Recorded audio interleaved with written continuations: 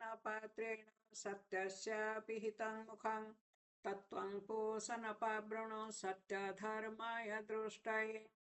I welcome everybody to the Swadhyaya Jnana Yajna program by Academy of Yoga and Oriental Studies, Bhubaneswar. Yoga is the science of conquering the mind. Yoga Chitta Vritti Nirodhaha. This is a lecture series on Yoga Sutra by Dr. Indulata Das, Director, Academy of Yoga and Oriental Studies, Bhubaneswar. Today we'll discuss about the word Yoga Anushasanam. The Yoga Sutra starts with the words Atha Yoga Anushasanam, which means henceforth instruction of yoga starts. There are two components of the word Yoga Anushasanam. Yoga plus Anushasanam is Yoga Anushasanam. Now let us discuss about Anushasanam. Constitution of the word Anushasanam. How Anushasanam is constituted. Anu is the upasarga, sas is the dhatu or the root. The root sas means to teach or to give advice. Sasanam means teaching or giving advice. For example, in Bhagavad Gita, Arjuna says, Sisyastehang sadhi mang tvang praparnam. I am your disciple, please teach me. The word Sisya is also derived from the same root, sas. Sas plus kyap pratyaya is equal to Sishya. Multiple meanings of the word Anushasanam. The dictionary meanings of Anushasanam. Anushasanam is a word of multiple meanings. Some of the meanings found in Sanskrit dictionary are advice or teaching, persuasion, direction, order, command, laying down rules or precepts, treatment of a subject. Some examples of the usage of Anushasanam. In Rigveda, we find the use Etad vai bhadram anushasanasya, which means this is the blessedness of the teaching. In Taittiriya Upanishad, we find Etad anushasanam, which means this is the instruction. In Kiratarjunyam, we find bhavatyadhikhe vaivanushasanam, which means this advice may appear like abuse. In Manusmriti, we find the use tan manor anushasanam. It is the teaching of Manu.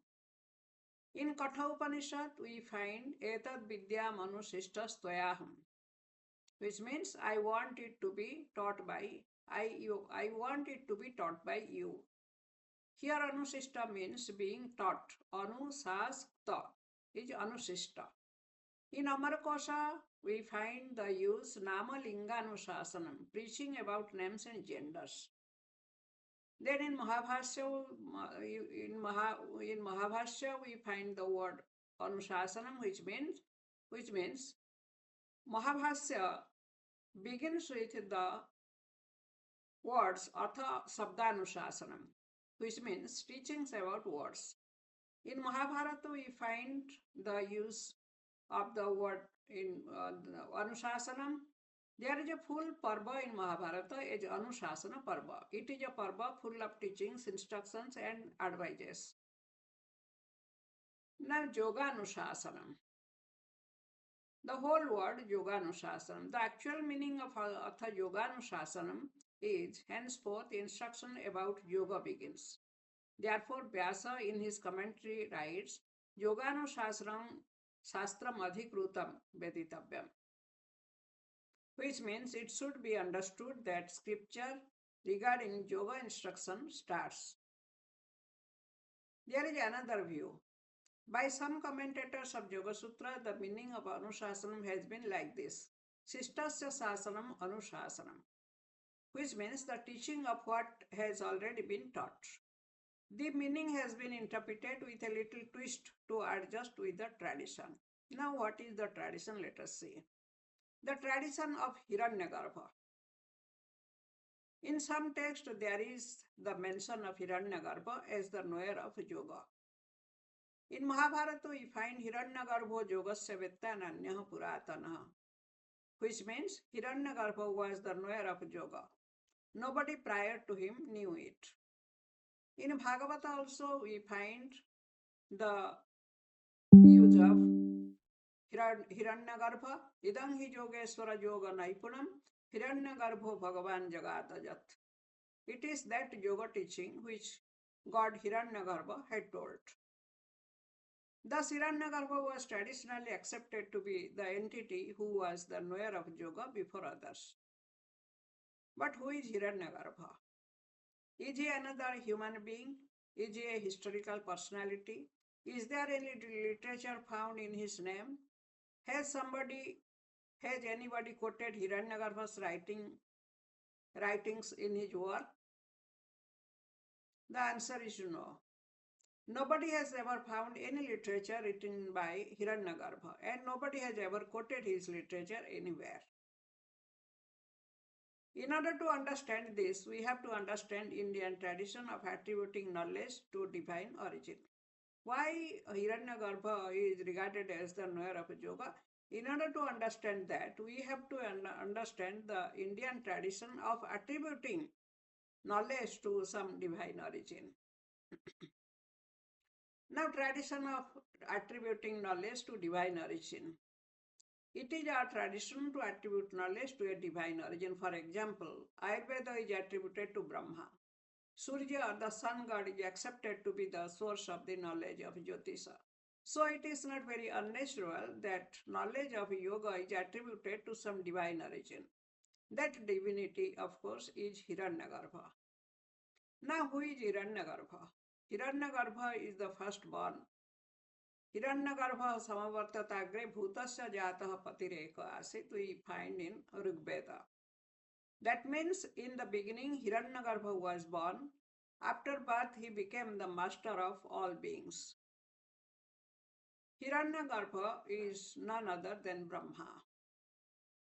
In Amarakosha, we find the synonyms of Brahma like this: Brahmatmabhu sura jeshtaha, parameshti pitamaha, Hiranyagarbho lokesah, swayambhus chaturananaha. Which means Brahma, Atmabhu, Surajyeshtha, Parameshti, Pitamaha, Hiranyagarbha, Lokesa, Swayambhu, Chaturanana are the names of Brahma. Now let us discuss about Brahma, creation and dissolution in order to understand why why Hiranyagarbha is considered to be the knower of yoga prior to everybody. Brahma is the creator of everything. One day of Brahma is Kalpa, when creation takes place. In the beginning of a Kalpa, creation takes place. Brahma's night or Hiranyagarbha's night is Pralaya. Everything goes back to its origin. At the end of every Kalpa, there is the Pralaya. Everything goes back to its unmanifested form. Again, the next day, next Kalpa, Brahma creates everything. He repeats it in every Kalpa.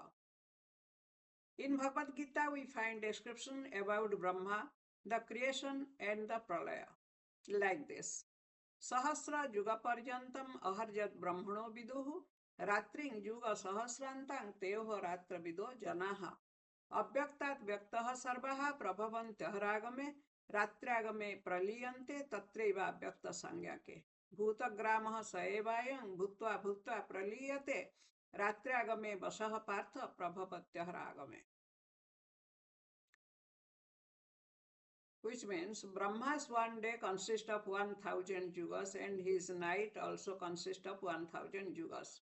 Vyaktas or the manifests come out from the abhyaktas or unmanifest in the morning or at the beginning of his day. And they go back to the same in the night. All the creatures are created in the morning and are dissolved in the evening. So all knowledges are created at the beginning of the Kalpa and go back at the end of the Kalpa. In the next Kalpa, it is discovered. In the next Kalpa, it is discovered by somebody. So Brahma is the ultimate custodian of all knowledges. Naturally, Brahma or Hiranyagarbha is the knower of yoga prior to everyone, because this knowledge is always with him. Ayurveda attributes the origin of Ayurvedic knowledge to Brahma. Brahmana hi jatha proktam Ayurvedam prajapati jagraha nikhilenada asvinautu punastataha. Which means Daksha Prajapati got the knowledge of Ayurveda taught to him by Brahma. From him, the Ashwini Kumaras got the complete knowledge of Ayurveda. Like this, Ayurveda is also attributed to Brahma. So knowledge is always attributed to a divine origin and knowledge is considered to be eternal. Therefore, Hiranyagarbha or Brahma is considered to be the knower of yoga prior to everybody. In fact, Patanjali is the founder of yoga. There is a wrong propagation about which we must discuss here. Nowadays, some people are interpreting the word Anusasanam as discipline. According to them, Yoga Anusasanam means the discipline of yoga. This is absolutely wrong and ridiculous. Why? Anusasanam is a Sanskrit word. It does not mean discipline. We have already discussed about various meanings of Anusasanam in the beginning of the lecture. Anusasanam means discipline in some Indian regional languages, not in Sanskrit language. Yoga Sutra is written in Sanskrit, not in any regional language. So the meaning has to be according to the original Sanskrit language, not of any regional language. So Murkhasya Nasti Ausadham. In Niti Satakam, Bhartrihari says that there is medicine for everybody, everything, but there is no medicine for fools. So these people are merely fools. They have no idea about Sanskrit language, what is the difference between Sanskrit language and the regional languages, and they go on saying whatever they feel correct. So now, thank you. Thank you for attending this lecture. And if you have any question, please write it in the comment box. I shall be happy to answer all your questions.